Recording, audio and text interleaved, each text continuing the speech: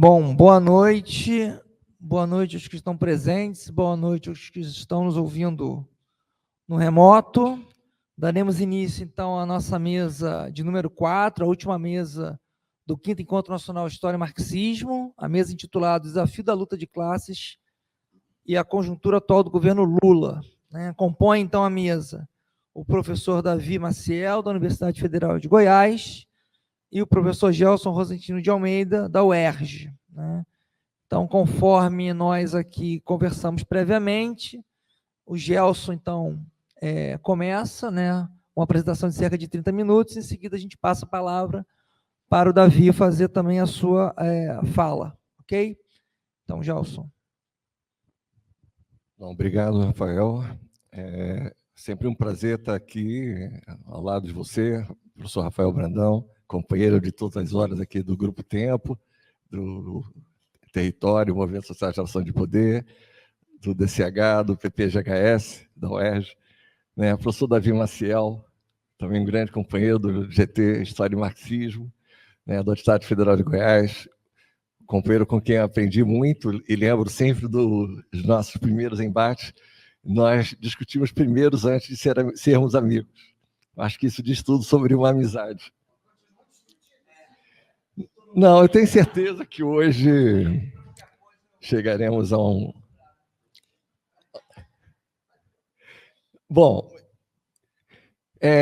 vocês já começaram a entender que tem uma estratégia aqui. Normalmente, nos eventos acadêmicos, o convidado que vem de fora fala primeiro, mas o convidado resolveu ardilosamente declinar dessa gentileza acadêmica e passar o abacaxi para o anfitrião.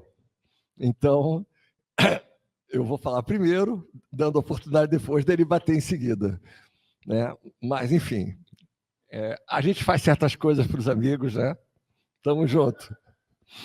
Bom, o desafio da luta de classe e a conjuntura atual do governo Lula é realmente um desafio também para nós que vamos começar a falar e pensar sobre esse tema.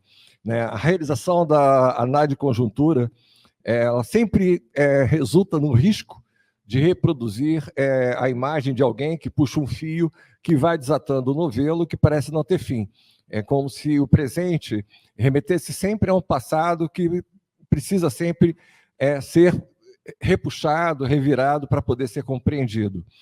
E nesse nosso caso, esse recuo vai ser de forma muito breve em duas frentes, a internacional e a interna. Na conjuntura internacional, eu vou recuar brevemente só para lembrar o Hobsbawm, que falava que o século XX foi marcado, o breve século XX, pelo advento e o fim da União Soviética em 1917 e 1991, respectivamente. Para o nosso objetivo, é importante lembrar isso por conta da definição da Guerra Fria para esse período, desde as bombas de Hiroshima e Nagasaki, bem como a constituição dessa decadência da ordem mundial, que foi construído primeiro, então, com as bombas no final da Segunda Guerra Mundial, que vai durar, então, de 45 a 91, com o fim da União Soviética, polarizado pelas duas potências que saíram vitoriosas da Segunda Guerra Mundial, Estados Unidos e União Soviética, mas que, no entanto, sempre foi arquitetado, de fato, e liderado pelos Estados Unidos, que sempre tomou a iniciativa no sentido da belicosidade, dos desafios, e de buscar esse enfrentamento. Eu acho que é importante fazer essa justiça histórica aqui em relação às iniciativas tomadas em relação à Guerra Fria pelos Estados Unidos e, nesse sentido, muito mais as contrarrespostas ou contramedidas pela União Soviética. E esse mundo organizado pós-Segunda Guerra Mundial pelos Estados Unidos, e basicamente com a Grã-Bretanha e a concordância da União Soviética, foram aqueles que foram gerados pelo acordo de Bretton Woods, com a criação da Organização das Nações Unidas, em outubro de 1945, bem como da criação do Fundo Monetário Internacional, FMI, e do Banco Mundial, da Organização Mundial do Comércio, da Organização Mundial de Saúde, e por aí vai.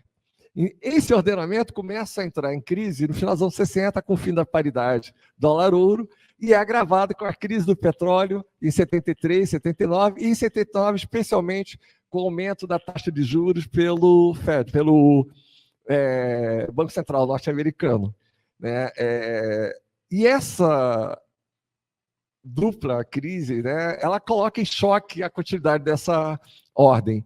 Vamos lembrar que ela também é questionada, não só do ponto de vista econômico, mas também político e cultural, né, pelos movimentos feministas, movimento negro, pelos diferentes movimentos de choque da contracultura, dos estudantes, seja na Europa, nos Estados Unidos, e mesmo em vários outros países da América Latina, como no Brasil, no Chile, e também até mesmo na China. Vamos lembrar que esse é um movimento também de grande questionamento, com a resposta do governo chinês do movimento cultural. Então, é importante que é uma ordem em contestação, né, e que tem essa sobrevida durante os anos do governo Thatcher e governo Reagan, né, com a formação, né, de uma rede que começa a se implementar, né, naquilo que a gente entende como a superação do keynesianismo e a agenda do neoliberalismo. Então, o momento em que, sobretudo com o final da Guerra Fria, a vitória dos Estados Unidos, né, nessa Guerra Fria, né, e a Guerra do Golfo em 91, 92, né, em que você tem uma nova ordem breve, né, como um sistema unipolar, com um projeto econômico neoliberal, né, de abertura e desregulamentação de mercados, a globalização das finanças mundiais, daquilo que se convencionou chamar de consenso de Washington. Não vou trabalhar aqui com o consenso de Washington. Como eu falei, a ideia é recuperar, que então, nessa breve ordem. Por que ela é breve? Porque ela dura até 2008. Nós temos a grande e grave crise financeira de 2008, a mais grave desde a crise de 1929. E eu lembro que logo em 2008, quando nós tivemos essa crise, eu convidei o Marcelo Carcanholo para um desafio, que era, e a gente fez isso no auditório lotado, aquele auditório grande da FFP, que era tentar explicar um paralelo da crise de 29 e a crise de 2008. Não sei se a gente acertou, mas acho que conseguimos levantar muitas questões ali naquele momento, né? E por que eu lembro disso? Porque a crise de 2008, tal qual a de 1929, explicitou a fragilidade da economia norte-americana e europeia, que chegaram à beira do colapso, né? Portanto, chegamos à beira de um colapso do sistema capitalista, né? Provocado pelas suas próprias contradições, pela alavancagem do dinheiro, do crédito imobiliário, do capital rentista.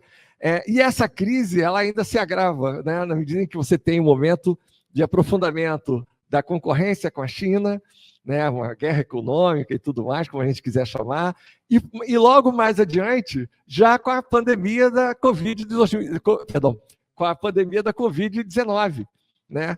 E aí, se a gente quiser falar desse contexto atual, claro, com a guerra da Ucrânia iniciada em 2022, né, com a provocação e o apoio da OTAN à Ucrânia contra a Rússia, e aí vamos lembrar esse contexto. Não vou falar da história da Ucrânia, que significa falar da história de Kiev, que significa falar da história da Rússia. Então, eu não vou falar, que a história de puxar o novelo, não vou recuar tanto no novelo assim, não. Só quero lembrar que em 2014 nós tivemos um golpe na Ucrânia que tirou do poder um presidente legitimamente eleito que era pró-Rússia, né? E aí, enfim, ele foi deposto com apoio de grupos de extrema-direita, neonazistas, e foi feita uma nova eleição em que foi eleito de forma inesperada uma figura que, enfim, fora dos grandes partidos políticos, mas que contou com o apoio dessa extrema-direita no poder, que é o Zelensky, e que vai se afastar da Rússia buscando a entrada na União Europeia, e até aí, por incrível que pareça, houve uma sinalização de que tudo bem para a Rússia.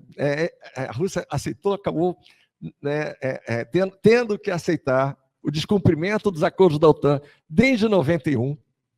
A Rússia acabou aceitando o aumento da OTAN para 33 membros ao longo de 2 décadas, aceitou o golpe na Ucrânia, no país vizinho, Tudo bem, ocupou a parte da Crimeia, que para mim também, eu não sou geógrafo especialista, mas sempre foi russa. E aí, a gota d'água foi o pedido da entrada da Ucrânia para a OTAN, né? Depois de toda aquele cerco, na verdade. E aí, se a gente lembrar, a OTAN ela fazia sentido na Guerra Fria, e mesmo assim é um sentido agressivo, porque foi ela que foi criada como uma ofensiva em relação à União Soviética. O Pacto de Varsóvia, que é uma resposta da União Soviética à OTAN. Se não tem mais a União Soviética, se já não tem mais o medo do ataque soviético, qual a justificativa, qual o pretexto da OTAN, da sua existência, da sua permanência?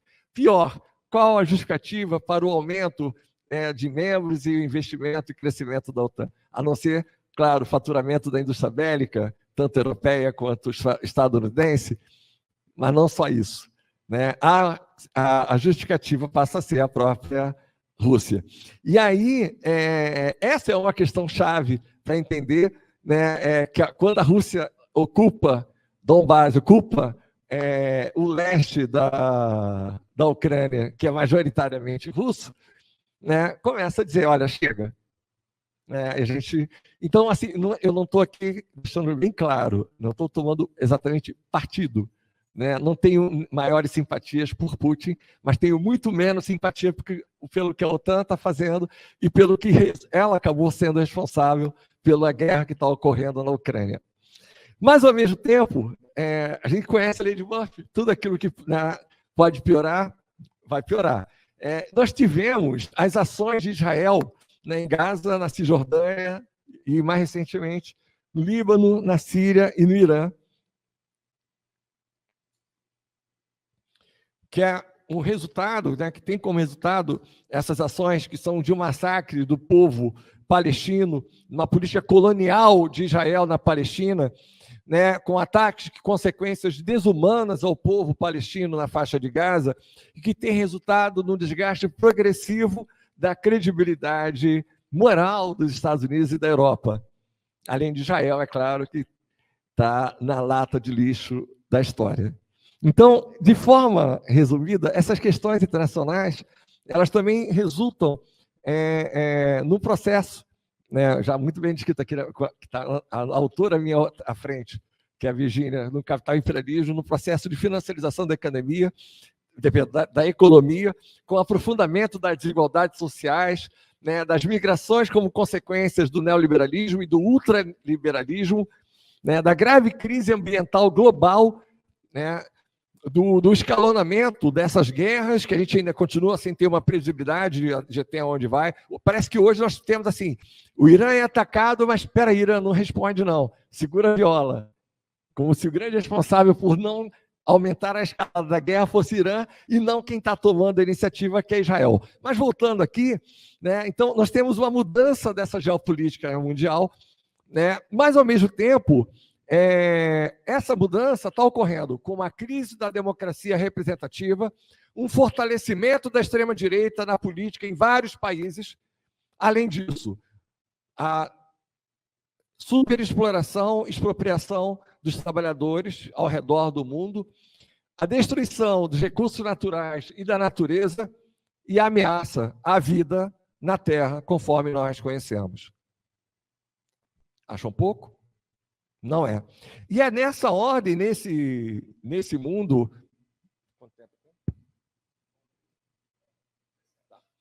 E é nessa ordem, nesse mundo que nós estamos enfrentando esse desafio, que o governo Lula também está inserido. Já vou falar um pouco mais dele.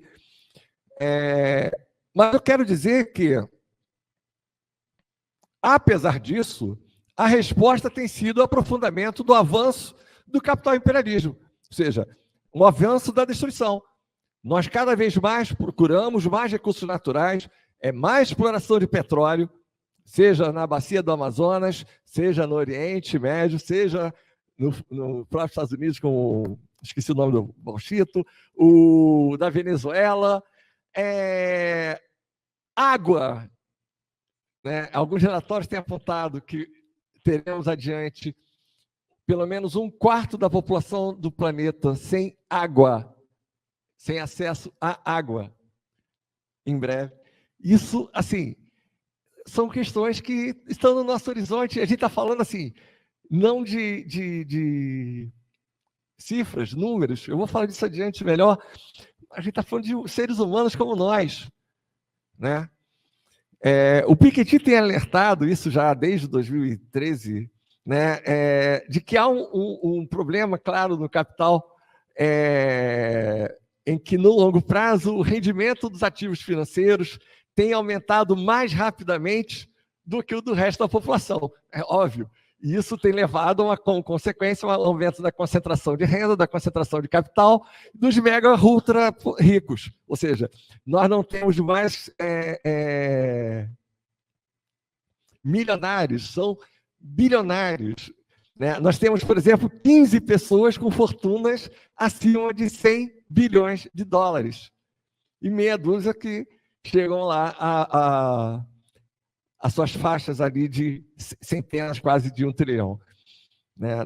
Vou citar, vocês conhecem alguns dos nomes desses lunáticos também. Ainda por cima, todos eles, todos exceção, talvez aí um outro, mas reacionários que estão buscando e estão apoiando think tanks ligados à extrema-direita, financiando e patrocinando esses... E aí não dá para falar só de APH, aparelho privado de hegemonia. A gente está falando também de formas de coerção, de dominação, né, sobre a classe trabalhadora e também de geração de pessoas descartáveis, de seres humanos descartáveis.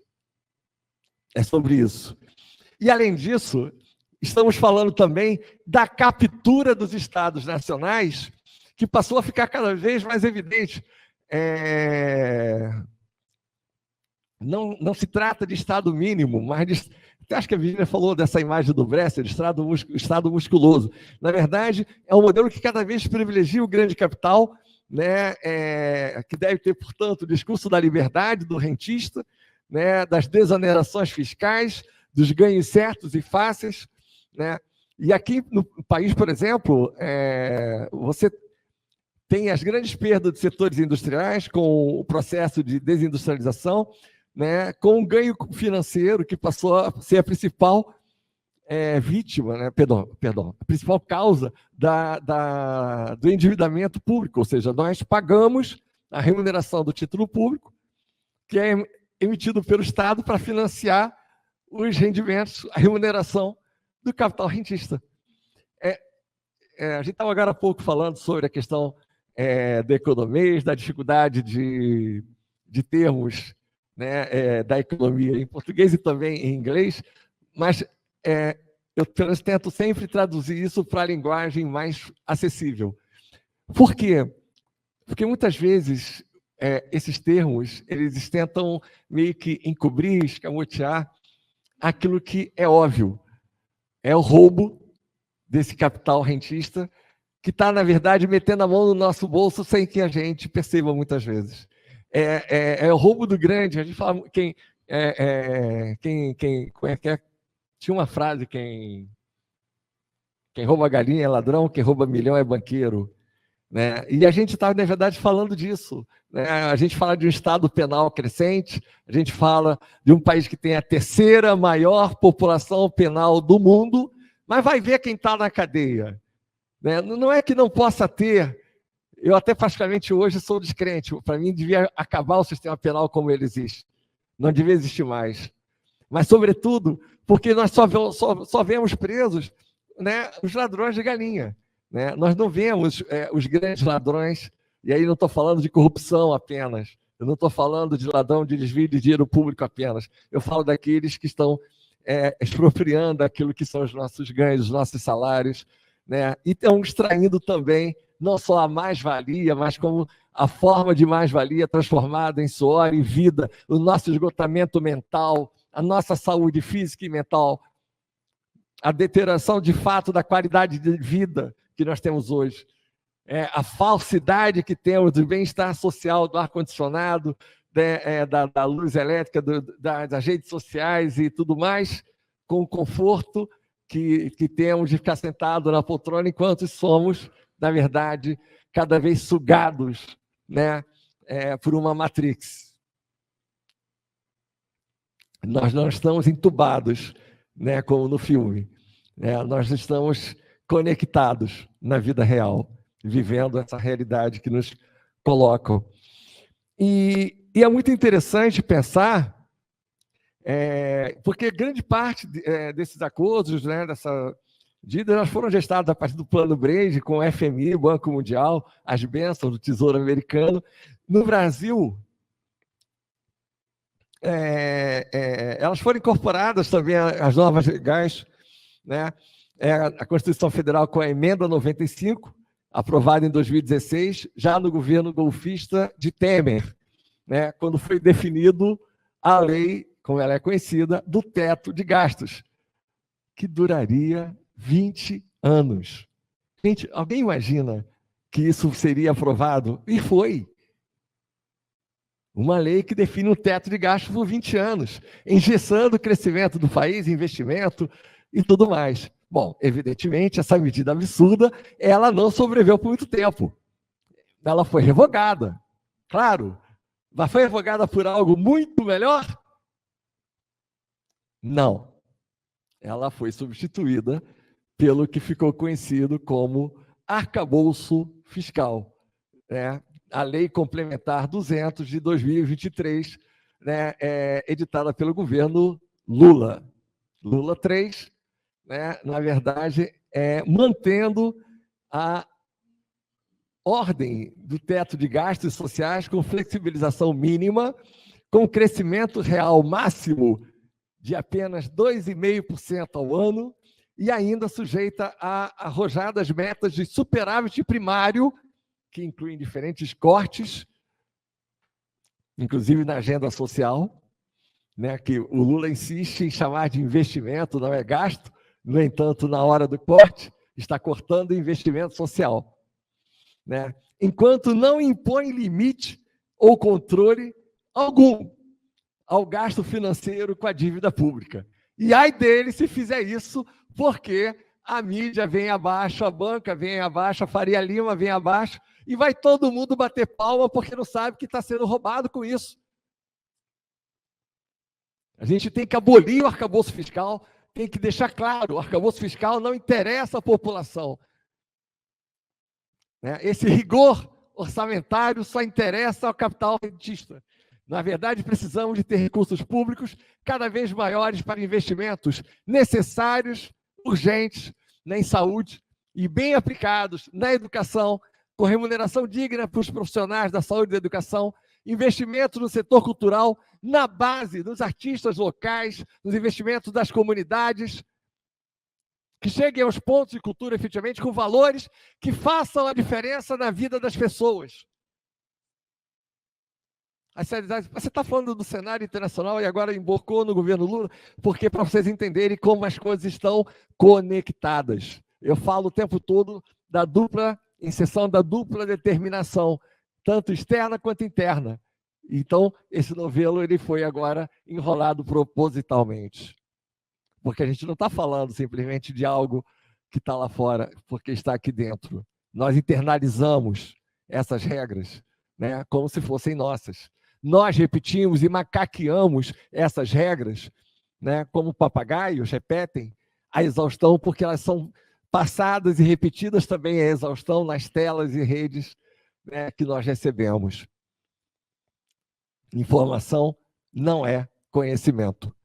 Não é qualquer conteúdo que vai, de fato, gerar a transformação. O conhecimento que vai gerar a transformação é aquele que vai possibilitar que nós compreendamos a nossa realidade e possamos agir de forma crítica e consciente, efetivamente, para a mudança, para a alteração da nossa qualidade de vida, seja da nossa comunidade, da nossa vizinhança, seja na nossa cidade, seja na nossa formação nacional, seja no mundo. E essas coisas estão todas interligadas. Por que estão interligadas? Em 2024, por exemplo, eu peguei um relatório recente agora, recém-saído do Fórum de Davos, 1 em cada 4 países de desenvolvimento está mais pobre do que estava antes da pandemia. A culpa é da Covid, da desaceleração da atividade econômica depois desse período? Não. A responsabilidade está também nas regras de responsabilidade fiscal e de corte de gastos no momento em que justamente se precisaria de mais investimentos sociais como resposta à pandemia, e não corte. E aí, a renda das economias, de uma forma geral, e sobretudo da população mais pobre, está crescendo muito abaixo daquilo que estava previsto na média, né, para o desenvolvimento. E aí o Banco Mundial vai, no relatório agora de abril, e também fala, né, da importância do investimento público para estimular o crescimento. Isso é uma hipocrisia. Está no relatório mundial publicado, está aqui em inglês, mas não vou ficar falando agora, né, em abril de 2024. A importância do investimento público para estimular o crescimento econômico, especialmente em economias em desenvolvimento. Fecha aspas. Mas como? Se a prioridade é destinar os recursos públicos para a remuneração do capital rentista? Isso sou eu. Não é o Banco Mundial. O Banco Mundial não vai dizer isso. É a cretinice, meu Deus, já? Está vendo? É terrível. Bom,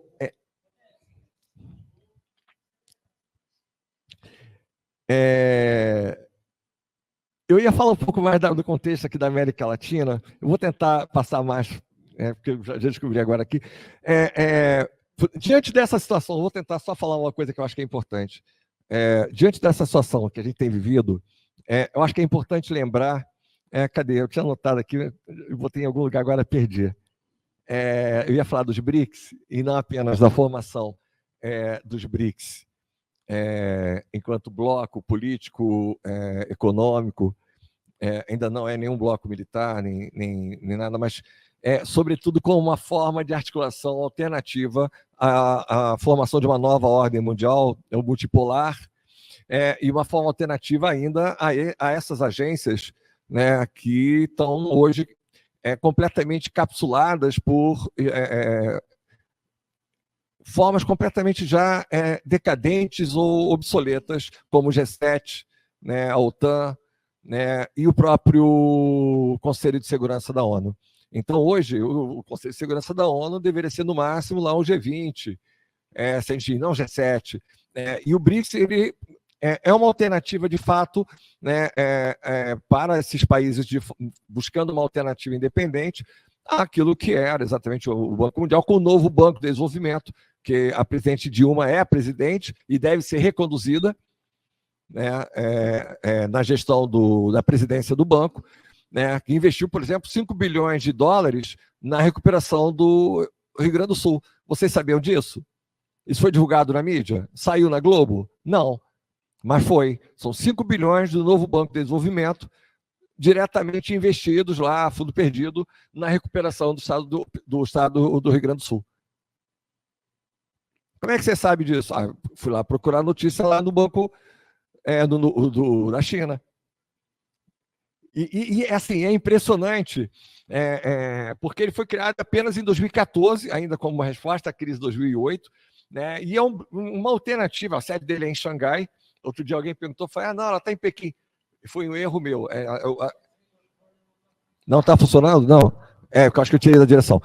A sede do banco é em Xangai. Alguém me perguntou, eu falei que era Pequim, é Xangai, né? E tem tido uma série de iniciativas potencializadas, visando a geração de novas fontes de renda, de energia. Observa, eu não estou dizendo que é mil maravilhas ou que tem recursos suficientes para fazer tudo aquilo que está colocado como seus objetivos ou missão, mas eu estou dizendo que é uma alternativa, ou pelo menos está se tentando construir uma alternativa.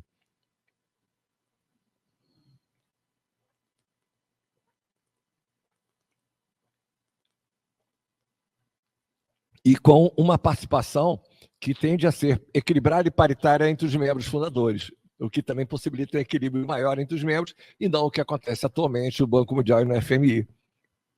Já falei aqui do Rio Grande do Sul. Uma coisa que eu comentei na fala do Eduardo ontem, né, que foi a questão da caducada lá da Agenda 2030 e do Acordo de Paris. Só para lembrar aqui alguns dados, nós temos também um número de... Porque eu acho que é importante situar isso para entender a escala do Brasil nisso, né? Nós temos o número de trabalhadores informalidade hoje no mundo de 1,7 bilhões, que era em 2005, para 2 bilhões em 2024. E o número de desempregados que passa de 400 milhões. E um desemprego estrutural global na faixa de 5%, que dá, na verdade, também esses 400 milhões. Eu não estou falando de CPF, né? Eu estou falando de gente como a gente, que precisa comer, que precisa beber água, que precisa pagar aluguel, que precisa botar comida na mesa para o filho, que precisa ter direito a lazer, a cultura. E todas essas pessoas aqui, no mínimo, as 400 milhões estão, na verdade, no mínimo, lutando para continuar vivo no dia seguinte. É isso. A gente está falando de 400 milhões de pessoas que vivem para viver no dia seguinte. E 1,7 bilhões que vivem na precariedade. Perdão, 2 bilhões de habitantes do planeta que vivem na precariedade. Aí a gente vai falar de ODS, Objetivo para o Desenvolvimento Sustentável, e aí vira aquele marketing social, né, da sustentabilidade das empresas. A quem nós queremos nos enganar com isso? É necessário. Nós elegemos o governo Lula para poder justamente voltar a ter políticas sociais que acabassem com a fome, que gerassem renda e emprego de qualidade, que pudessem possibilitar a volta de reconhecimento de direitos, investimento em educação, saúde e cultura. Isso foi feito parcialmente. Mas é pouco. Eu vou pedir só um minuto para concluir aqui. É que eu quero achar uma parte importante aqui no final. Eu quero dizer o seguinte: não dá para a gente se contentar com o que tem sido oferecido para nós. É pouco. Né? E eu esqueci de falar uma coisa, até que a Helena apresentou agora há pouco, e falou de como as reformas das previdências elas foram aplicadas de formas indistintas em diferentes governos. E eu queria lembrar que nós tivemos também a repressão aos movimentos sociais e movimentos sociais com repressão de forma indistinta também nos diferentes governos estaduais, sejam eles dos diferentes partidos, do PSDB, do PMDB, do PT, do PL, do sei lá o quê. Ou seja, a gente está indo numa crise grave, por isso que eu falei da crise da democracia representativa, porque ela se volta contra aqueles que deveriam ser os seus principais beneficiários, os cidadãos. Ou não somos cidadãos? Ou existem também cidadãos de segunda classe? Ou só é cidadão quem é super rico, quem é multibilionário? Só Pablo Marçal é cidadão? Então, eu acho que a gente precisa agora, por exemplo, eu estava aqui listando, não vou ter como falar agora, eu listei aqui, por exemplo, o governo Lula, a gente sabe muito bem, esse Lula 13 não é um governo de esquerda e nem é um governo de centro-esquerda, é um governo de centro. E foi eleito, vamos lembrar, a gente imaginava, eu vou encerrar com isso aqui agora mesmo, após a morte de cerca de 700 mil pessoas por Covid-19 no Brasil, com grande responsabilidade de Bolsonaro genocida, tá? Existem estudos que apontam que ele foi responsável, enquanto governo federal, por cerca de 300 mil dessas mortes, para não falar daquele episódio do oxigênio de Manaus e de tantos outros que nós fomos cobaias humanas, dos inúmeros escândalos, do genocídio de povos indígenas, especialmente os Yanomamis, a destruição desenfreada e legalizada da natureza, Dia do Fogo, a boiada passando, uma sucessão de tragédias. Se imaginava que isso resultaria numa eleição relativamente fácil de Lula para a presidência. Apesar do amplo leque de alianças, a formação de uma frente amplíssima representada pela chapa Lula-Alckmin, o uso descarado da máquina pública e de fake news e o investimento de uma campanha bilionária levou Bolsonaro ao segundo turno e a uma derrota apertada. E isso, para mim, é algo que a gente ainda precisa pensar melhor a respeito. Lula, mesmo com seu imenso carisma e liderança, saiu vitorioso, mas o seu governo é de centro. E pior, depende do centrão para a aprovação de leis no Congresso Nacional. Poderia ter aproveitado a legitimidade do voto popular nos primeiros meses, não fez. Teve que enfrentar uma tentativa de golpe em 8 de janeiro de 2023, em que houve invasão e depredação dos 3 poderes. Ao fim, os golpistas foram presos e respondem a processos, graças ao ministro Alexandre de Moraes e iniciativa do Supremo Tribunal Federal. Mas os principais responsáveis, dentre eles generais e Bolsonaro, seguem impunes. Isso é inaceitável em um país que se diz democrático. É claro que nós temos o direito controverso, né, que é o direito à defesa, ampla defesa, mas nós, para poder ter o direito à defesa, essas pessoas precisam ser indiciadas e responsabilizadas pelo crime de tentativa de golpe de Estado, pelos diferentes crimes que cometeram, né, contra o Estado brasileiro e contra o povo brasileiro. Não obstante, várias ações, né, desde o início do governo 2023, do governo Lula, foram tomadas buscando a recuperação econômica, social, política, ambiental e diplomática. Não é por acaso, eu falei mal, agora eu vou falar bem, não é por acaso que o lema escolhido é Brasil, União e Reconstrução. De fato, Lula tem buscado, de novo, a assistência social, combate à fome, retomar a Bolsa Família, reajustar valores mínimos adicionais, né, das famílias com crianças pequenas e associar isso à questão de segurança alimentar, nutricional e de escola, retomar com o PAC o plano de aceleração de crescimento, Minha Casa Minha Vida, ou Minha Dívida, enfim, fazer o levantamento das obras que estão paradas e retomar e concluir essas obras, né? Mas, enfim, tem falado e tem feito ações que são erráticas, no mínimo, em relação ao anúncio de investimentos em universidades e corte no seu orçamento.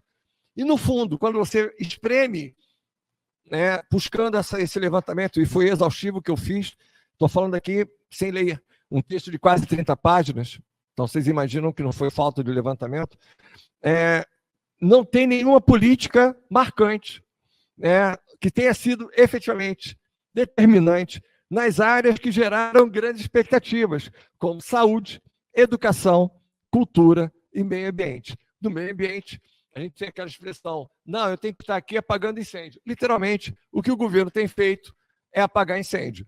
Então, acho que nós temos um governo que modificou uma série de medidas econômicas, buscando ajustar as contas públicas e também aumentar a arrecadação, mas nós precisamos e elegemos o governo para fazer mais. Nós queremos e precisamos ter, né, esse governo para fazer mais. E a perda da base social que o PT teve transformou o PT no partido como outro qualquer, um partido da ordem. Desculpe os companheiros petistas, né? Muitos ainda acreditam no caráter do socialismo dentro do PT, mas virou um partido social-democrata, né? Semelhante aos demais em muitos aspectos, em alguns aspectos também bastante nebulosos. E nesse sentido, acaba deixando até de ser uma esquerda para o capital, porque em alguns aspectos o PT, em alguns lugares, sequer de esquerda é. Aquele candidato do Cuiabá não me convenceu nunca. Como outros companheiros aqui do Rio de Janeiro, se eu olhar para o lado mesmo, eu não vou ver gente de esquerda, né? Mas eu não quero aqui simplesmente encerrar com essa fala que ataca. Eu acho que resta ainda alguma esperança, não, porque aí tem isso, a tentativa de Lula é usar o seu carisma, a liderança carismática, na conciliação de interesses classistas. Vamos depender de Lula o eterno. Né? Vamos torcer que ele seja igual Highlander, Niemeyer, e viva aí. Isso para que nos acomodemos e nos conformemos com uma redução gradativa da pauta de reivindicações da classe trabalhadora. O rebaixamento da expectativa a cada momento e o encapsulamento das lutas de classe ao calendário eleitoral. Porque é isso que tem acontecido. Então, qual é a resposta? Porque, afinal, as lutas não cabem mais dentro daquilo do que é o espaço definido pela autocracia burguesa. Quem vai quebrar, quem vai romper as barreiras estabelecidas pela autocracia burguesa. Vai ser o PSOL? Vai ser a CUT? Quem? Como os trabalhadores brasileiros superarão todos esses desafios? E mais, supondo que eles, de fato, queiram superar esses desafios e não se sintam ainda tragados e sugados pela Matrix das igrejas, das TVs, das redes sociais, das fake news e do fascismo. Obrigado. Muito obrigado, Gelson. Então, vou passar agora imediatamente a palavra para o professor Davi Maciel. Obrigado, Rafael. Oi. Tá ligado? Tá ligado? Tá. Boa noite a todas e todos. Uma satisfação estar aqui nessa mesa, partilhando o debate com o professor Gelson. A gente vem discutindo as conjunturas brasileiras já desde 2009, né? Nem sempre a gente concorda, mas sempre a gente tem um debate enriquecedor e bastante instrutivo, não é? Eu queria trabalhar aqui uma tese que eu já apresentei em outros lugares e que, ao meu ver, precisa ser considerada para pensar a conjuntura hoje, não é? Quer dizer, não é possível pensar a atual conjuntura sem pensar esse elemento que eu vou colocar agora, que é o fato de que, a partir do golpe de 2016, nós vivemos um processo de transição autoritária, que radicalizou os elementos autoritários, para ser mais exatos, despótico-burgueses do Estado e da ordem política, radicalizou os elementos fascistas da ordem política em detrimento dos elementos democrático-representativos. De uma tal maneira que nós tivemos um processo de transição de um determinado arranjo entre esses três elementos da autocracia burguesa, que eu vou chamar aqui democracia de cooptação, que perdurou durante a chamada Nova República, e que tinha no transformismo, sob o movimento dos trabalhadores, o principal mecanismo de controle da luta de classes, de controle do conflito social, claro que sem abandonar os elementos coercitivos, eles estão sempre ali, em favor de uma democracia restrita, em que prevalece a coerção, a repressão no tratamento do conflito político e social em relação ao transformismo. Quer dizer, o transformismo não desapareceu, mas você tem um acentuamento do elemento coercitivo repressivo, de modo que nós podemos dizer que há uma democracia restrita. Desse ponto de vista, desde 16, nós tivemos diversas mudanças institucionais, econômicas, políticas e, inclusive, na correlação de forças que configuram essa transição autoritária. Só para citar as mais conhecidas, não é? A lei da terceirização. Veja, também medidas econômicas, que fortalece a perspectiva autocrática do neoliberalismo. A lei da terceirização, a lei do teto de gastos, a reforma trabalhista, a nova lei partidária e eleitoral, não é? Dentro da reforma trabalhista, uma reforma sindical que asfixiou o movimento sindical. Mais tarde, nós tivemos reforma da Previdência. A pandemia possibilitou uma série de novas, pequenas reformas trabalhistas que o governo Bolsonaro conseguiu aprovar, um acirramento do controle do orçamento público, né, já previsto no teto de gastos, para determinados gastos, tudo bem? De tal maneira que, para resumir essas mudanças, nós podemos dizer que elas configuraram um processo de criminalização das lutas e movimentos sociais, com o acirramento da repressão policial e da impunidade policial. Restrição do espaço político e sindical dos trabalhadores, porque a legislação partidária e eleitoral restringiu a possibilidade, a capacidade dos partidos de esquerda concorrer ao processo eleitoral, inclusive sem direito a fundo partidário, sem direito a tempo de campanha na televisão e no rádio. Como eu falei, a reforma trabalhista asfixiou os sindicatos, porque tirou deles a contribuição sindical obrigatória, que eu sempre fui contra. Mas os sindicatos nunca se prepararam para sobreviver fora disso. Então, você vê hoje uma penúria do movimento sindical enorme, não é? E eles não conseguem viabilizar novas formas de financiamento, porque o processo de sindicalização está em crise. Redução do número de sindicalizados. Uma submissão ainda maior do orçamento público ao rentismo, a lei do teto de gastos, que o Gelson bem colocou, é a expressão legal disso, não é? O avanço, aí já é no governo Bolsonaro, não é? Da desregulamentação da relação entre Estado e capital, com o desmonte de órgãos de fiscalização e o avanço de políticas de liberalização de determinados setores, né? A chamado passar a boiada, não é? Então, você tem o desmonte do ICMBio, o desmonte do INCRA, o desmonte do INPE, tem políticas de liberação da regulamentação no setor mineratório, no setor do garimpo, no setor de desmatamento, né, de madeira, no setor agropecuário, né, o avanço, a legalização da grilagem. Bastava você declarar que a terra era sua e estava de bom tamanho, não é? De tal maneira que isso, então, mudou a correlação de forças. Quer dizer, 16 é uma derrota para os trabalhadores, o golpe não foi contra a Dilma, foi contra os trabalhadores.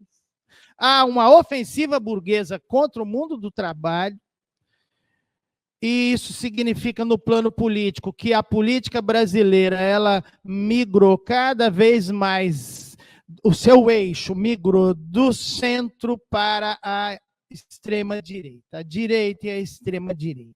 Tudo bem? O que acontece em 2019? A vitória do Bolsonaro foi, inegavelmente, uma outra derrota para os trabalhadores, que radicalizou, essa transição autoritária, de maneira a consolidar a democracia restrita instalada a partir de 16. Olha a dialética da coisa. Por que a transição autoritária se consolidou? Quer dizer, não há uma reversão da transição, há uma consolidação. Não há uma redemocratização. Há uma maior desdemocratização. Como alguém falou, palavra horrorosa, não é? Por quê? Porque há uma tentativa de passagem dessa democracia restrita para um regime fascista ou cesarista militar. E essa tentativa que foi feita durante o governo Bolsonaro inteiro, e mesmo depois que ele saiu do poder, o 8 de janeiro já foi no governo Lula, tudo bem? Fez com que essa democracia restrita se consolidasse e o conflito político se desse no interior dela. Tudo bem? Então, você tem uma radicalização da transição autoritária por meio de um acirramento do neoliberalismo extremado, que já vem desde o governo Temer, não é? E o neoliberalismo é uma perspectiva autocrática. Por quê? Porque o seu objetivo é eliminar os controles políticos democráticos sobre a movimentação do capital, controles que os trabalhadores conseguiram inserir, introduzir com muita luta desde meados do século XIX. E se você elimina esses controles políticos, o que você está fazendo? Você está dando ao livre mercado a capacidade exclusiva de estabelecer a mediação entre o processo produtivo e o processo de consumo e a própria vida social. Então, você está entregando na mão do capital o controle desses processos. Por quê? Porque no mercado os agentes são desiguais. Aliás, eles não são só desiguais, há uma relação hierárquica entre eles, porque uns detêm os meios de produção, os outros não. Isso Marx chamava lá despotismo burguês. Então, o neoliberalismo ele traz um projeto despótico, porque ele entrega, vamos falar assim, a faca e o queijo na mão do capital.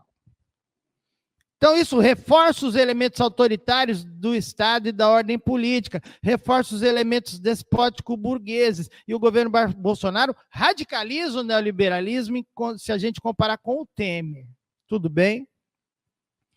A perspectiva de ultrapassagem da democracia restrita para um regime abertamente fascista implicou num processo de fascistização de partes do aparelho de Estado, tudo bem? De fascistização da própria vida, de policialização da vida. Estou aqui pegando um termo que a Virgínia Fontes utiliza, não é? De maneira tal que você tem um processo de acirramento da violência política, da violência nas relações sociais, de radicalização do confronto. E agregado a isso, sucessivas tentativas golpistas, momentos golpistas, que eu vou aqui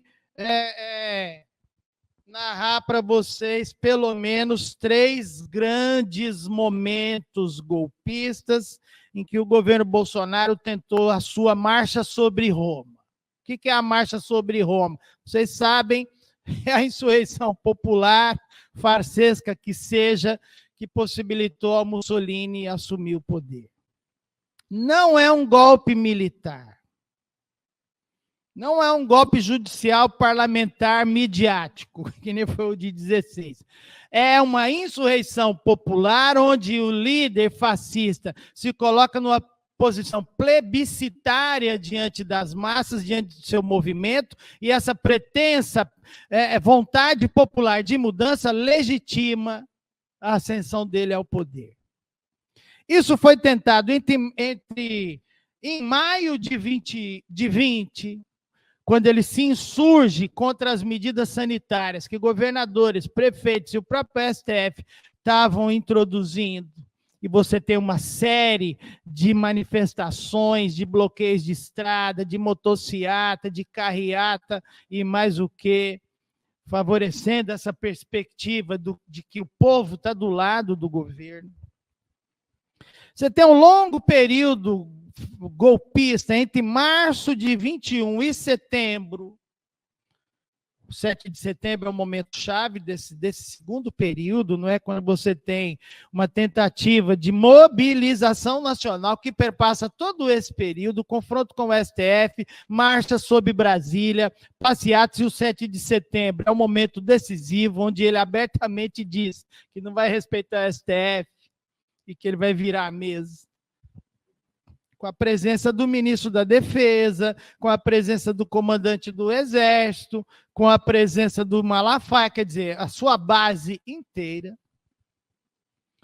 E no outro ano seguinte, mais um momento golpista entre setembro de 22 e janeiro de 23, né, em pleno processo eleitoral, quando você tem a mobilização do estado de emergência, que possibilitou a ele gastar como nunca para ganhar a eleição, não é? Uma ofensiva por meio da violência, por meio do bloqueio de estradas, por meio de atentados, vocês lembram? A torre de transmissão de energia nas portas da Petrobras e outras refinarias, não é? Atentados em Brasília, na dia da diplomação do Lula, na véspera do Natal, tentaram botar uma bomba no aeroporto. Os acampamentos nos quartéis, 3 meses, os caras pedindo intervenção militar, com anuência militar, com anuência do alto comando das 3 armas. Inclusive, os caras que exerciam cargos na alta cúpula militar. Ministro da Defesa, comandante do Exército, Marinha Aeronáutica, comandante militar do Planalto e por aí vai. E o ápice disso é o 8 de janeiro. Outra tentativa de marcha sobre Roma, no caso, marcha sobre Brasília. Então, desse ponto de vista, apesar do fracasso dessas tentativas, eu não vou entrar aqui nas razões do fracasso, conforme for o debate, a gente pode avançar. não há ultrapassagem para um regime fascista ou cesarista militar, mas isso consolida a democracia restrita. Ora, o que se cria nesse processo? Estou em dia aí, né? Vou falar 40 minutos, tá bom? Não, contei aqui já. O que Eu sabia que ele ia passar do tempo. O que isso configura? O que se configura a partir da soltura do Lula? Agora não me lembro se foi em 21? Foi em 21 que o Lula foi solto. Não é? Por razões políticas. Do mesmo jeito que ele foi preso por razões políticas, ele foi solto por razões políticas. Tem nada a ver com justiça, né, legalidade, tem nada a ver. Tudo é política, não é? Você tem a perspectiva de superação do governo Bolsonaro e dessa ameaça fascista por meio da constituição de uma frente ampla antibolsonarista. Isso vem se configurando já nos discursos que o Lula apresenta logo que sai da cadeia, quer dizer, ele já sai da cadeia candidato, e ele já vem com o discurso de união nacional, que aliás está no tema do governo, no lema do governo, o Gelson falou esse lema, não é? E essa perspectiva ela se solidifica com a formação da coalizão que lança a candidatura do Lula. Não é só Lula-Alckmin. A coalizão eleitoral em torno do Lula é a junção do lulismo com o golpismo de centro-direita. Quem são os aliados da candidatura Lula? Os setores do centro-direita que deram o golpe na Dilma em 2016. Porque o Bolsonaro deu o golpe na Dilma. Ele até convocou lá o brilhante Ustra, não é? Mas o Alckmin também deu. O PSDB foi protagonista no golpe de 2016. E os setores do MDB que aderiram ao governo, à candidatura Lula, mesmo o MDB tendo candidato, também. Renan Calheiros, por exemplo. Tudo bem? Então, essa frente ampla, para ela se viabilizar, o que ela faz? Ela se articula com os algozes do governo Lula e os responsáveis pelo início dessa transição autoritária. Então, veja, já não se pode esperar grande coisa. Mas a candidatura Lula se configurou, mesmo com todas as limitações e com aquela conversa mole de todo mundo comer cerveja, não, tomar cerveja e comer picanha, ela configurou-se em torno dela uma perspectiva de reversão da transição autoritária. Muito atenuado, claro, porque ele evitava se comprometer, mas algumas coisas ele soltou. Que a reforma trabalhista ia ser revertida, que a política para Petrobras ia ser revertida e por aí vai. A gente sabe, não é? Essa frente ampla enfrentou não só o Bolsonaro, mas a candidatura Tebet, né, do MDB, a candidatura Ciro, do PDT, não é? Mas ela venceu o primeiro turno. Oi? O padre Kelman, não é? Mas ela venceu o primeiro turno e ampliou-se ainda mais no segundo, incorporando os setores golpistas, tirando o bolsonarismo, que até então tinham uma candidatura própria, não é? E você vai ter, então, uma ampliação dessa já frente ampla, articulando mais setores do centro-direita golpista. Isso foi suficiente para garantir a eleição do Lula, ou seja, as negociações institucionais na alta cúpula política, as negociações de gabinetes e restaurantes, garantiram a eleição do Lula no plano da institucionalidade, porque no plano do processo eleitoral, quem garantiu foi uma ampla mobilização dos movimentos sociais para eleger Lula, os comitês Lula presidente, com os quais a candidatura Lula não dialogou em absoluto. Em absoluto. Foi um negócio feito com autonomia popular. Ou seja, os movimentos sociais, vendo a coisa se complicar, assumiram a mobilização da campanha, apesar do institucionalismo da candidatura Lula. E correndo todos os riscos, porque sem esse apoio institucional, esses movimentos, esses comitês, essas iniciativas de base, corriam o risco de apanhar na rua, ou coisa pior. Porque o bolsonarismo estava mobilizado, e ele ocupava as ruas, e ocupava de maneira violenta. Então, enquanto a candidatura Lula, os dirigentes da campanha do Lula estão lá nos restaurantes negociando com a alta cúpula dos partidos aliados, os militantes sociais, os lutadores sociais estão na rua correndo risco, fazendo campanha por conta própria. Muita gente produziu material de campanha tirando do bolso. Quantas e quantas vaquinhas não foram feitas para produzir santinho, para produzir adesivo, distribuir na rua, por milhares, podemos falar milhares, de movimentos, articulações.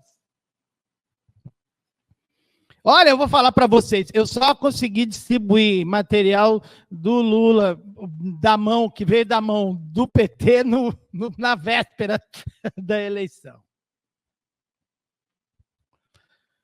Então, havia uma grande expectativa de que, no mínimo, a transição autoritária seria interrompida e você teria um processo de reversão dela, inclusive desse tal neoliberalismo extremado. Mas o processo de ampliação da Frente Ampla não se limitou a esses setores. Porque uma vez no governo, a ampliação da Frente Ampla continua incorporando setores do próprio bolsonarismo militar e do bolsonarismo partidário, político-partidário, institucional. Quando você tem uma acomodação com os militares, já eu vou falar dela, perdendo uma oportunidade histórica de promover uma reforma militar, porque os militares saíram com a legitimidade arranhada depois do 8 de janeiro, e houve ali uma chance, claro que com movimento na rua, para promover uma reforma do sistema militar no Brasil, toda a reforma, inclusive do artigo 142, acabar com esse negócio. Tudo bem? Se há uma emenda constitucional que vale a pena aprovar, é abolir o artigo 142. Tudo bem? Não há isso, há uma acomodação em que os militares determinaram quem serão os sucessores dos comandantes, determinar até onde vai chegar a punição dos golpistas do 8 de janeiro. E, obviamente, não tem nenhum militar até agora. E determinaram que eles mantenham o controle do Ministério da Defesa. Porque o Zé Múcio não é o representante do governo junto aos militares. O Zé Múcio é o representante dos militares junto ao governo. Inclusive, ele entra em contradição com o governo o tempo inteiro. Os caras falam uma coisa, ele fala outra. E tá beleza. Em outros tempos, ele seria demitido. Mas não é o caso. Tudo bem? E há uma acomodação com setores do bolsonarismo institucional, político, partidário, quando há um compromisso em atrair mais setores do Centrão. Setores do Centrão que apoiaram o governo Bolsonaro o tempo inteiro, inclusive apoiaram a candidatura Bolsonaro. Setores do PSD, setores do PP, setores do União Brasil.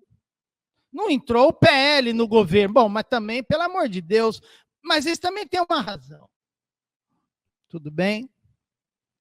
Ora, a ampliação da Frente Ampla em direção ao bolsonarismo militar e partidário favoreceu o quê? A submissão do governo à tutela militar, que é essa acomodação diante do golpismo militar, da perspectiva militar bolsonarista, e uma acomodação com a tutela do mercado. Ou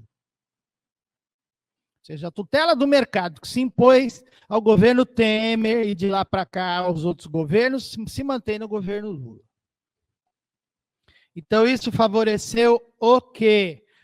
Não só a não reversão dessas mudanças institucionais, mas a sua manutenção, ou, quando muito, mudanças, como é que eu vou falar, cosméticas. Então, veja, não tem mais teto de gastos, tem arcabouço fiscal. Mas pare e pensa, o que é o arcabouço fiscal? É o teto de gastos com banda. Que nem tinha a banda cambial lá no Fernando Henrique, o teto de gasto ele permite que você trabalhe com bandas, mas a cada biênio você tem que cumprir ele, senão o facão vai comer. Possibilidade de impeachment. Se dissesse que era pelo menos uma Led Zeppelin, mas não, Hã? Você falou que trabalha com banda? Uma banda cambial, exatamente. O novo ensino médio, um movimento massivo na área da educação contra o novo ensino médio. Desde antes, um movimento estudantil, de professores, principalmente das redes públicas, das universidades federais, das universidades públicas, um movimento massivo de debate, de denúncia, de elaboração contra o novo ensino médio. Passou que nem um trator. Com mudanças, como é que fala? Cosméticas. Porque a perspectiva neoliberal e empreendedorista do novo ensino médio continua lá, com a chancela do governo, do presidente da República. A outra é a lei de armas. Houve um endurecimento do acesso às armas, mas quem acessou as armas na farra do boi que fez o governo Bolsonaro está com elas até hoje e vai ficar.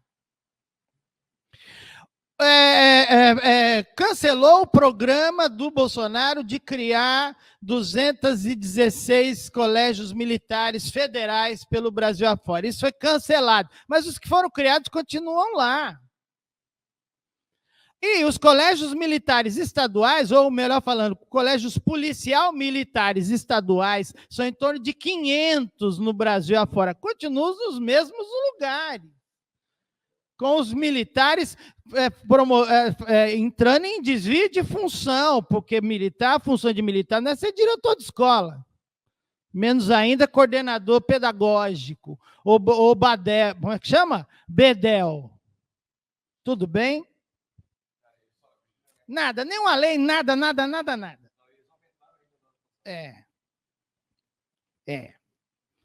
Então, mudanças cosméticas que mantêm a democracia restrita. Qual é o desdobramento político disso? Primeiro, uma postura acomodatícia com o bolsonarismo. Porque a derrota do bolsonarismo é evitada o tempo inteiro. Por que ela é evitada o tempo inteiro? Aqui é uma tese que o pessoal vai torcer o nariz, mas eu vou falar. Porque interessa para o frente amplismo lulista ter o Bolsonaro como adversário, ou o bolsonarismo, que é para manter a chantagem do mal menor. Mal menor, entendeu a tese do mal menor? Ruim com ele, pior sem ele. Ruim com Lula, 3, pior com Bolsonaro, 2. Ou Tarcísio, 1, ou Zema, 1, ou Caiado, 1. Ou Michele, 1. Né? Não é verdade? Então, não há a mobilização popular para pressionar a justiça a, por exemplo, prender o Bolsonaro, não tem razão judicial? Prender os próceres do bolsonarismo por um monte de crimes. Não foi só o 8 de janeiro. Você tem uma pandemia inteira de crimes cometidos. Tudo bem? Crime de lesa humanidade. Isso aí é 30 anos de reclusão, é crime hediondo. Tudo bem? Nada, vezes nada. O Bolsonaro anda livre e solto, fazendo campanha eleitoral para os seus candidatos, coisa que nem o Lula não teve essa chance, vocês se lembram? O Lula estava preso, o advogado dele solicitou que ele pudesse fazer campanha para o Haddad, falou assim, não, meu filho, você está preso. Bolsonaro está aí andando para lá e para cá, visitou Goiânia. Ele foi lá, meu candidato de Goiânia, sabe? Não sabe nem o nome da cidade. Então, há uma acomodação. Por quê? Porque tem um cálculo político. Manter em 26, a polaridade com desculpe, com o bolsonarismo, como foi em 22. Ora, então, há um outro desdobramento político, não só a não mobilização das lutas sociais, das lutas populares, dos movimentos sociais para enfrentar as dificuldades institucionais que o governo tem. Não é só não mobilizar, é desmobilizar. Ações desmobilizadoras. Ações contrárias à mobilização. Então, se repete o que teve na campanha eleitoral. Sim, vou falar menos que o Gelson, hein? Vou ganhar dessa vez, hein, Gelson? Você vai ter a repetição dessa estratégia política que vigorou na campanha eleitoral.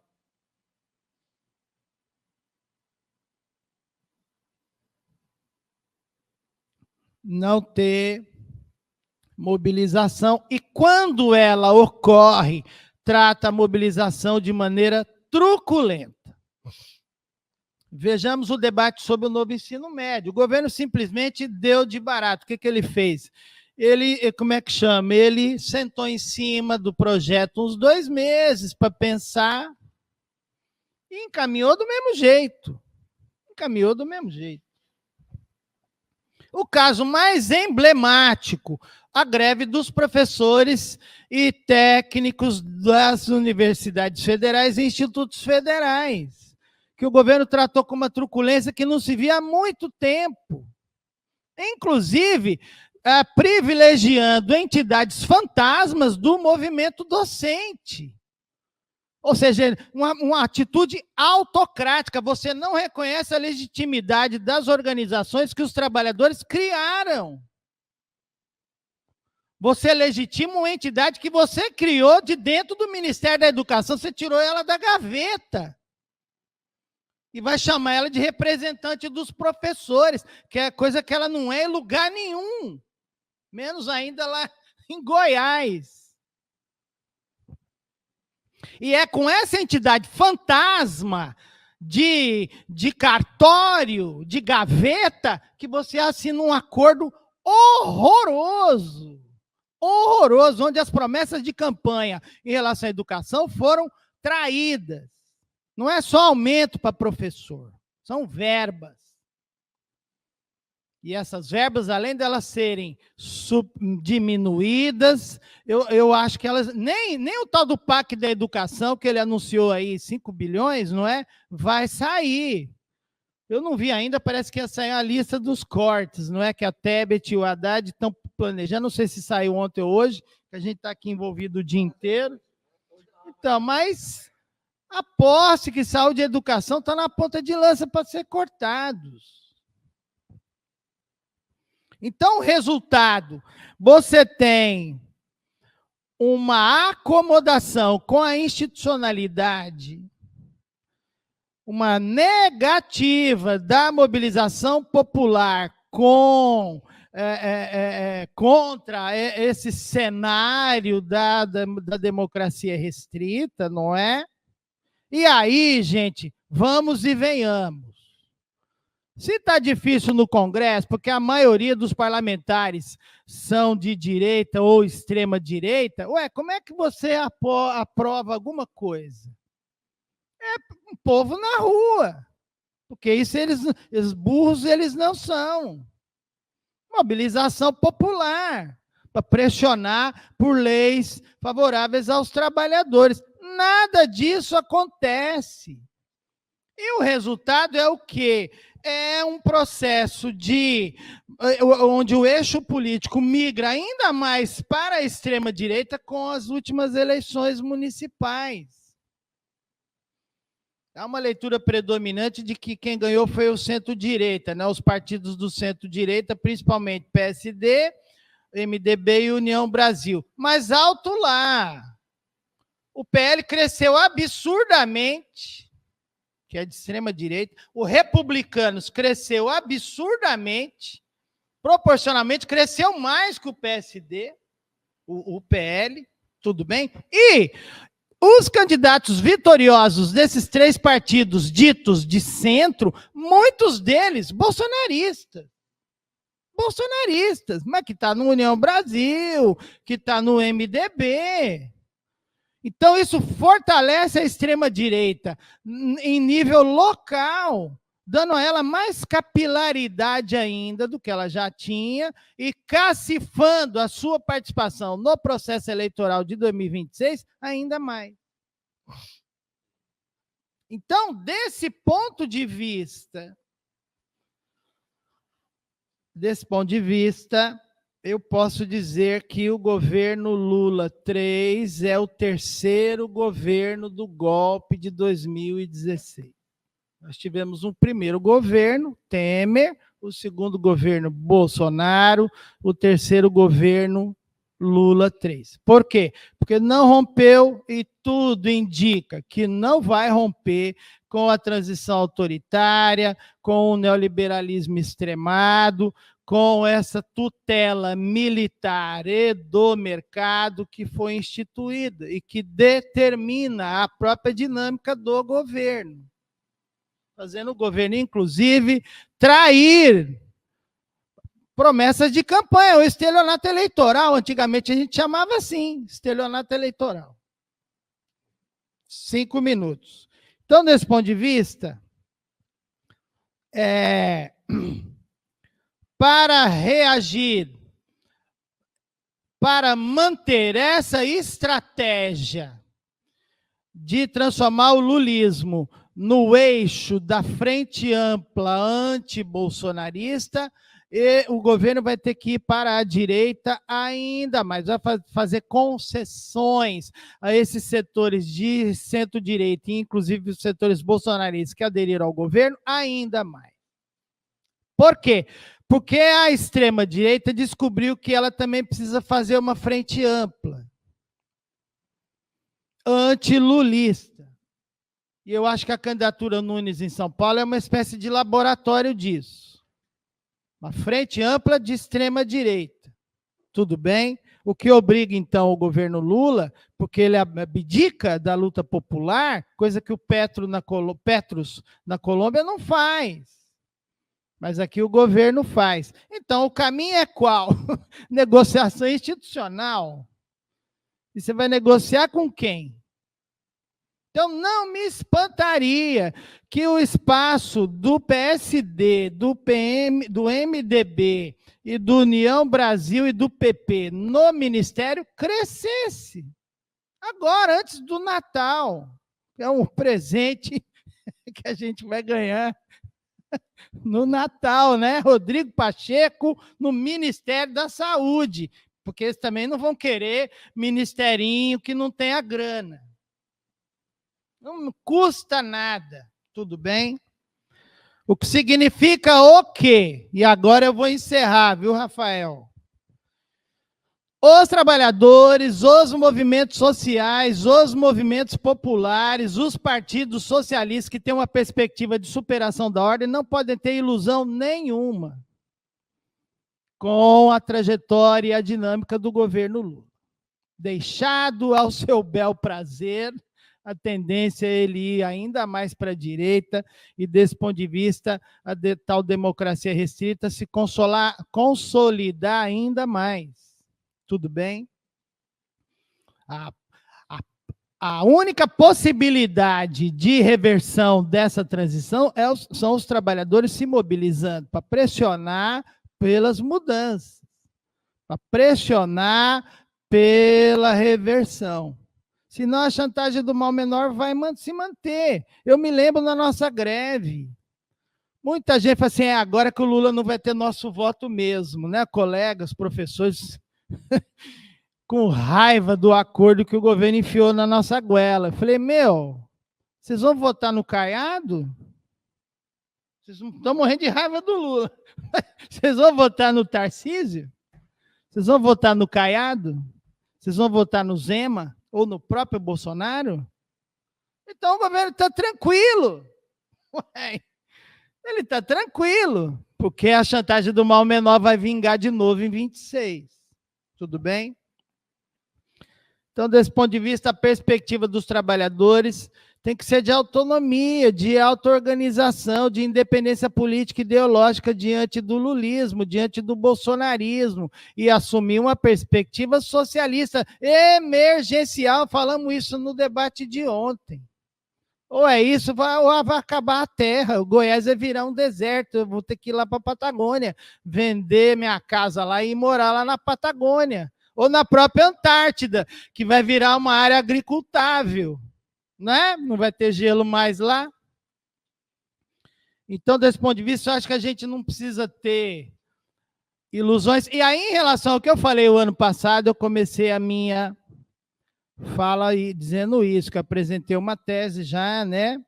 Foi até numa mesa com a Virgínia o ano passado. Ainda eu imaginava que havia uma possibilidade remota do governo assumir a perspectiva de reversão dessa democracia restrita. Hoje eu digo que não. Não há. A tendência é aprofundar isso. A não ser que os trabalhadores entrem em cena. Aí as coisas mudam, não é? Aí as coisas podem mudar. Então é isso, obrigado pela oportunidade. Concluir meu tempo, não é? Ai.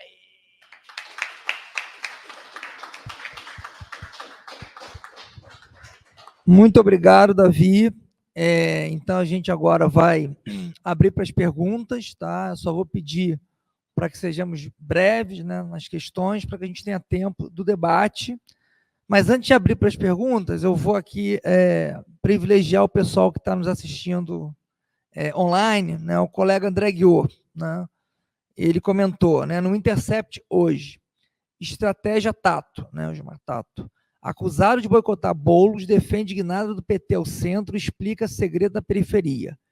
Abre aspas, emenda da voto. Gilmar Tato quebra silêncio, defende estratégia de sua família na periferia. Emenda milionária para campo, futebol, boa relação com a prefeitura e muito pragmatismo. E aí o André colocou aqui uma pergunta para a mesa. Como o governo de traição pode ser tensionado se a base está desmobilizada, descrente, e as lideranças que têm espaço no partido, na CUT e em outros movimentos estão indo meritocraticamente à direita? E aí o Gilberto Calil, um abraço, Gilberto, acabou também de mandar a sua pergunta, direcionada a Davi, né, mais diretamente. Davi, concordo que o PT segue essa estratégia de uma menor, mas essa estratégia não funciona com o Tarcísio, que não assusta a burguesia? Enfim, quem estiver nos assistindo também quiser mandar perguntas, eu vou aqui anotando e passo para a mesa. Tá? Então, agora eu vou abrir para as pessoas que estão aqui presencialmente fazer as perguntas. Boa noite, professores. Eu queria saber, com relação à mesa, né, de dois casos aqui na América Latina, né? Vinícius. Está meio alto aqui? Que eu falo meio alto. O que a mesa acha, né, da diplomacia do governo Lula em relação à Venezuela e em relação à Nicarágua? Em relação à Venezuela, né, o governo Lula boicotou, ou está boicotando, a entrada da Venezuela no BRICS. O CNE fez uma eleição, né, o Conselho Nacional Eleitoral Venezuelano, né, que foi acompanhada por 150 auditores internacionais. Se eu não me engano, se eu não estiver equivocado, as urnas eletrônicas são do Reino Unido. Essas atas foram entregues pelo CNE ao Tribunal Superior de Justiça, né, ao Tribunal Superior de Justiça.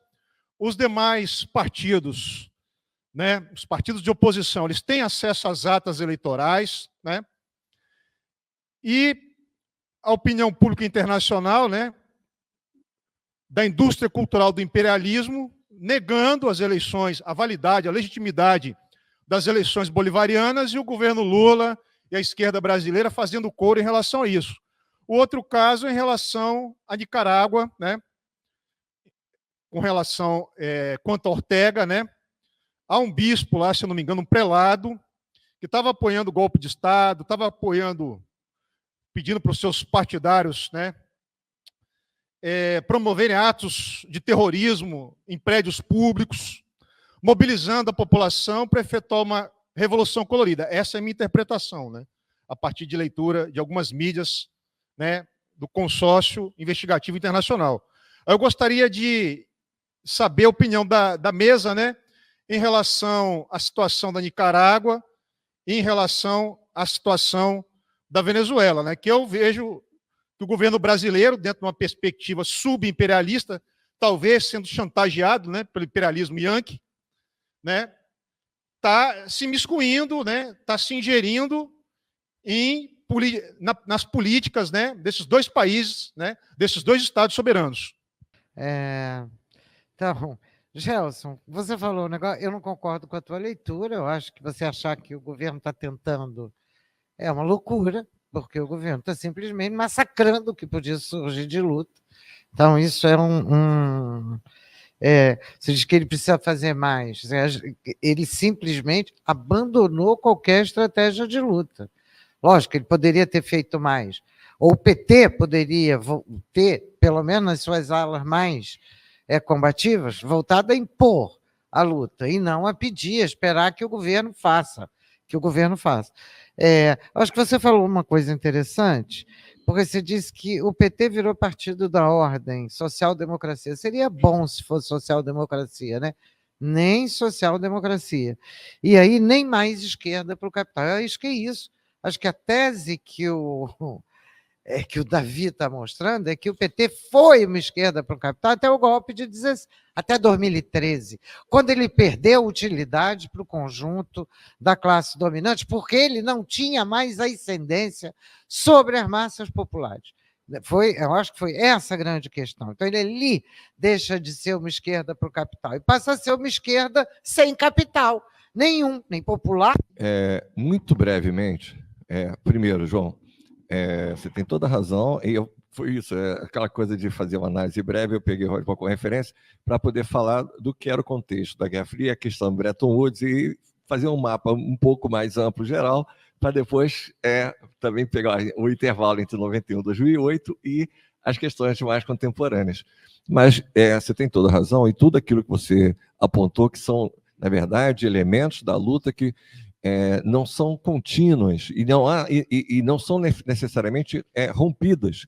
Elas ocorrem em saltos, elas ocorrem e de forma muito eloquente, permanente, né, e não estão desconectadas, né, nem na África, nem na Ásia, nem na América Latina. Né, e isso é algo que é muito interessante, a gente não pode deixar de ter essa dimensão, embora aparentemente estejam distantes, não estão. E isso tem a ver com as questões que continuam existindo hoje. Né? A opção que eu fiz de começar pelo internacional para buscar e tentar entender, Virginia, é porque eu acho que, na verdade, o governo Lula ele entra num contexto bastante complicado e adverso, não é que eu esteja defendendo, do que foi o Lula 1 e o Lula 2, em termos da conjuntura internacional. Estamos em plena transformação, mudança e construção dessa ordem, e mais, naquilo que havia sido construído em termos de um protagonismo. Eu estou falando do ponto de vista de quanto projeto de nação, de geopolítica. E houve um retrocesso com o governo golpista Temer e Bolsonaro. Nesse sentido, isso para mim é claro. E aí, assim, isso tem a ver, João Paulo, assim, eu continuo concordando com tudo que você fez, com o que o Vinícius perguntou. Eu não sei, não tem como garantir que houve um acordo com os Estados Unidos, se o encontro, a conversa entre Lula e Biden resultou também num acordo. Mas é evidente que o Brasil está, sim, caminhando numa posição não só de independência, mas de manter uma interlocução que, às vezes, me parece altiva, às vezes meio submissa, com relação à posição entre Estados Unidos e China. No caso dos Estados Unidos, especialmente, no caso da Venezuela e do Irã, perdão, da Israel. A Nicarágua é um pouco mais complicado, eu não tenho agora, não daria tempo de falar com cuidado que merece. Mas você está falando com alguém que foi fã dos sandinistas, de Ortega, e que acompanhei um pouco à distância os últimos governos e tenho muitas críticas. Tá? E aí, como não teria tempo e não estou com todos os elementos, não dá para entrar com detalhe lá. No caso da Venezuela, eu acho que ainda a posição não é totalmente submissa à dos Estados Unidos, ela tem buscado, junto com a Colômbia e o México, e a questão do México foi esperar a posse nova presidente, mas respeitar, sim, a decisão do povo venezuelano. Agora, cá entre nós, que o Maduro dá chance para azar e pisa na bola, eu não tenho a menor dúvida. Aliás, desde que ele assumiu, eu nunca achei que ele estava maduro para assumir o governo lá na Venezuela, não. Acho que foi um dedo podre do Chaves. Mas quem sabe disso é o povo venezuelano. Só sei também que a oposição não é a oposição democrática que parece. A gente sabe muito bem que aquele velhinho do lado do González era um torturador, né? Não tem nada de velhinho bondoso. Que a Maria Corales, né? Maria Corina, né? Perdão, faz parte de um grupo, né? De extrema-direita internacional. Então, cá entre nós, é preciso ter muito cuidado. Mas, por outro lado, acho sim que tem que respeitar a questão do povo venezuelano, mas não dá para ser também tapar o sol com a peneira e dizer que está tudo normal lá. Não, eu acho que não está. Né? Conversando, nós tivemos já isso desde 2014 com algumas pessoas que vieram de lá, da Venezuela, participaram de nossos eventos aqui, e a gente tem acompanhado, não é tão simples assim. Mas, enfim, eu não tenho mais elementos do que isso para dizer, para te responder, entendeu, Vinícius? E acho que a diplomacia brasileira tem pecado com excesso de cautela. Eu acho que no caso de Israel isso aparece muito claro. Quando parecia que ia dar um avanço, ia dar um passo, e peitar Israel, deu um passo atrás. Porque eu acho que assim, é essa ambiguidade que às vezes o governo, a questão da conciliação de classe, de interesses, também aparece no cenário internacional. Né? E aí, no caso de Israel, é isso. Tinha uma compra de 8 bilhões, se eu não me engano, ela tinha sido suspensa, mas não foi cancelada. Existe toda uma série de acordos, enfim. Israel precisa pagar pelos crimes. Nós temos um Estado terrorista. Né? Então, assim, isso tem sido hoje claro. O governo Netanyahu precisa ser responsabilizado. Né? Se vai depender do aval dos Estados Unidos ou da Europa para isso, é muito ruim. Né? Porque é muito fácil condenar, apontar o dedo também para a Venezuela, mas entre nós, e Israel, nada. Né? Então, acho que é uma questão mais longa. Eu queria falar ainda bem brevemente, acho que desde 2014, pelo menos, eu já tinha claro, e tive vontade de conversar isso tanto com o Gilberto, quanto que está nos acompanhando com o Marcelo Badaró, de que o PT havia perdido as bases de mobilização social. E que, portanto, não servia mais, e isso ficava claro naquilo que representava a própria campanha, na época, de reeleição da Dilma. Então, para mim estava muito claro já naquele momento, acompanhei muito aquelas jornadas, é algo que não daria para discutir agora, mas ela não é tão simples de analisar, porque nós tivemos movimentos diversos, difusos, de movimentos sociais de esquerda, mobilização de uma pauta extensa, de demanda social, né? E, ao mesmo tempo, a tentativa de captura por parte da Veja e de outros meios da agenda da direita neoliberal de colocar uma outra agenda, uma outra pauta nos movimentos daquela jornada de junho. E, por fim, e aí eu acho que assim, é preciso ter um certo cuidado com isso. Assim, eu concordo, Virginia, que eu talvez tenha sido um pouco otimista ainda em colocar essas pautas, porque eu vejo essas ações comparando com o governo Bolsonaro. Então, é óbvio, quando eu vejo elas são tímidas, elas são insuficientes, eu esperava muito mais, mas eu não tenho a menor dúvida de que elas são muito mais do que o que foi feito em 4 anos de desgoverno Bolsonaro. Essa é a perspectiva da comparação. Mas, ao mesmo tempo, se você olhar, a minha fala na parte final, ela é não só crítica, mas pessimista em relação a esse governo, e eu tenho acordo com o Davi, não exatamente a uma burocracia, perdão, a uma burguesia despótica, mas em questão de limites da autocracia que estão impostos, eu acho que está claro, e acho que esse governo não vai sair, a não ser que ele seja empurrado pela luta de classes. O problema, e aí onde eu termino, e confesso que eu não sei, eu não vejo hoje nenhuma força, não é o PT, não é o PSOL, não é o PCB, não é o partido do Forma Clássica, não é aguardando as agendas do calendário eleitoral de 2 em 2 anos, de 4 em 4 anos, que a gente vai fazer mudança. Não é. Agora, como a gente vai fazer? Eu, sinceramente, não sei. Agora, também, apesar de não ter resposta, eu não quero perder a esperança de que é possível que haja uma mobilização, que haja uma centelha, uma faísca, que possa, a partir da mobilização popular, social, pressionar este governo no caminho da transformação. Se vai ser a partir do MST, se vai ser a partir de movimentos sociais urbanos, se vai ser a partir do hip hop, não sei. Se vai ser porque eu vejo um poder transformador na cultura também. Mas o que eu não quero ainda perder é essa última fagulha de otimismo. Obrigado, Gelson. Então, passar a palavra aqui para o Davi. Você bastante telegráfico, não é? André, é verdade, os movimentos estão desmobilizados, as lutas estão enfraquecidas, mas eu acho que são vários passos que a gente tem que dar. Um deles é fazer a leitura crítica do processo. Ficar esperando que o fato de que o Lula foi eleito vai resolver o problema, não. Nós temos que nos mobilizar e, para isso, nós temos que fazer a crítica, nós temos que fazer disputa ideológica. Disputa ideológica. E aí eu acho independência e autonomia na luta. Se tiver independência e autonomia, como os professores federais fizeram agora, e os técnicos deram uma demonstração de independência e autonomia. Então, acho que isso tem um saldo para o movimento, tem uma acumulação. Mas que o caminho é árduo, não é? Se eu entendi a pergunta do Gilberto, quando eu falo chantagem de mal menor, é em relação a nós. Né?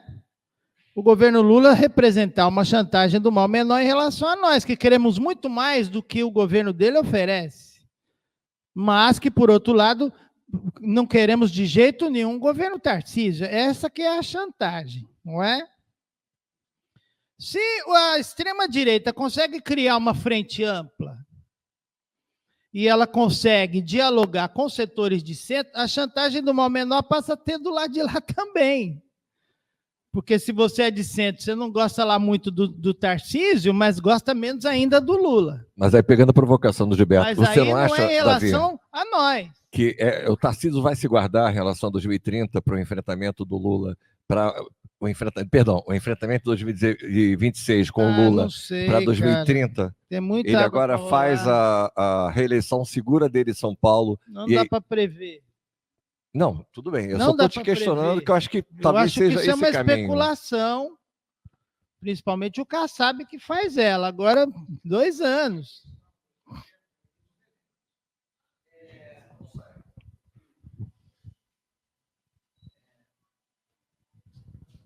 O avanço, pelo que eu entendi, a questão do Gilberto coloca o seguinte, o avanço do Tarcísio, capturando essa parcela da burguesia que permitia ao Lula fazer uma frente ampla, desarma a possibilidade de frente ampla pelo Sim, a frente ampla passa por lá de lá. Eu estou completando a pergunta do Calil, assim, o governo Lula fez questão de desmantelar a frente de esquerda, então...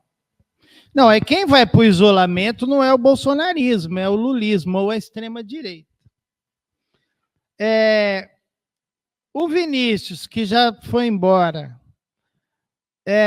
assim, eu acho que a posição do Brasil em relação à Venezuela foi de ingerência. Foi de ingerência. E uma incapacidade de perceber a mudança do momento, a mudança dos períodos históricos. Uma coisa é você atrelar as articulações sul-americanas, latino-americanas, no Mercosul, na Unasul, à defesa da democracia. Isso há 15, 20 anos. Outra coisa é hoje, o momento é outro. E aí eu acho que a política externa do governo Lula ela é tati-bitate, porque ela expressa minimamente a tentativa de não contrariar interesses desse frentão que eles buscam dirigir. Então, aí você tem uma oscilação. né? Você não sabe muito bem para onde vai. Além, óbvio, um fetiche da democracia liberal. Porque ao pé da letra tem que romper com os Estados Unidos também por causa disso. Que democracia liberal que tem lá? Tem que romper com a França. O que acabou de fazer o Macron? Então, esse tati-bitati, né, em relação à Venezuela, em relação à Nicarágua, em relação a Israel, isso expressa isso, não criar contradições com os setores dessa frente ampla. E aí, não tem política externa nem altiva, nem, como é que chama? Ativa, submissa e rebaixada, não é? Em relação a Israel, pelo amor de Deus, não é? O embaixador israelense tripudia na cara dura. Nada. Não é? O que o governo está fazendo do ponto de vista ambiental? Olha, pelo que eu apurei, não houve a remontagem desses órgãos, continuam sucateados, continuam com poucos funcionários, continuam sem dinheiro, e isso se reflete em alguns episódios. Se você pegar do início do governo Lula para cá, houve um aumento do desmatamento. Tem uma redução aqui, acolá um mês ou outro, mas na média o desmatamento aumentou. O garimpo também. E episódios como os incêndios de um mês e meio atrás. Você vê a impotência do governo em operar minimamente isso, por exclusiva falta de estrutura. Não tem, como é que chama lá os caras que apagam fogo? E bolsonarista empilhado nesses órgãos todos. E no Arquivo Nacional, na ANEEL, você vai descobrir que a agência reguladora do setor de energia está cheia de bolsonaristas, deixou a Enel pintar e bordar lá em São Paulo. Quer dizer, não houve uma limpeza, não é? Então, o resultado pífio, isso é preocupante. Porque se nós estamos certos do debate de ontem, a tendência de eventos climáticos extremos é de serem cada vez mais constantes e abruptos. Enchentes, incêndios, calor, entendeu? Como é que faz se o Estado não intervém? E eu concordo com o João, né?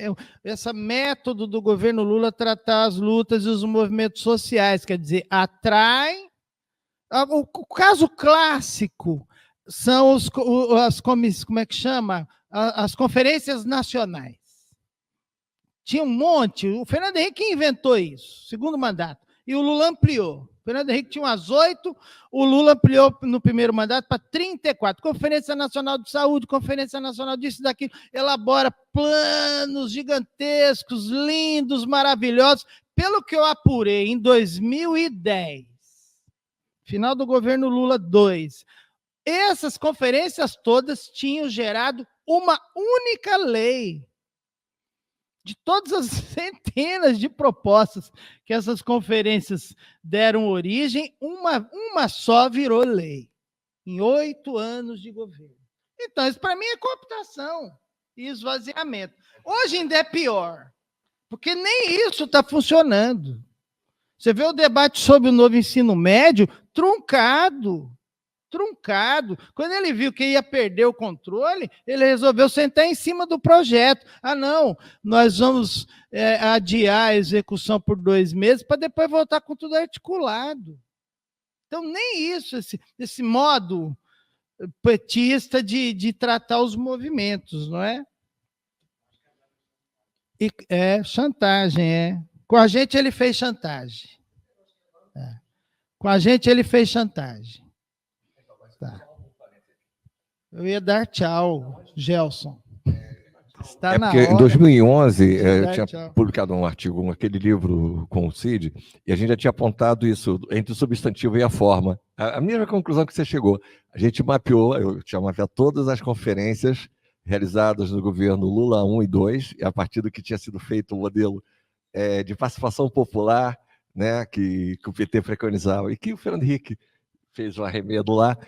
E a conclusão é exatamente essa: nunca se participou tanto na história desse país e se decidiu tão pouco. Não, a Conferência de Saúde ela começa ainda, a primeira conferência, se não me engano, em 88, na luta da Constituinte. E a da mobilização por moradia também. Enfim, eu fiz esse histórico lembrando lá da época.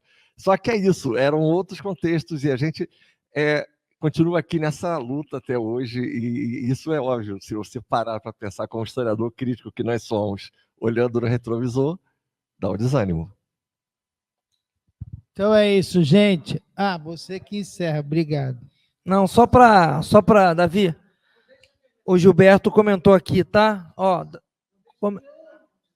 comentário do Gilberto, Davi, para você aqui no chat, né? A diferença é que entendo que a chantagem é muito mais frente a setores da classe dominante que temem a racionalidade do Bolsonaro, mas não a do Tarcísio, tá? Enfim. Gente, então, a gente encerra essa mesa aqui. Então, a minha última palavra é que tem que ter luta, tem que ter mobilização, com independência e autonomia em relação ao governo, porque o tempo urge. Tudo bem? Obrigado, gente. Boa noite, um abraço aí. Valeu.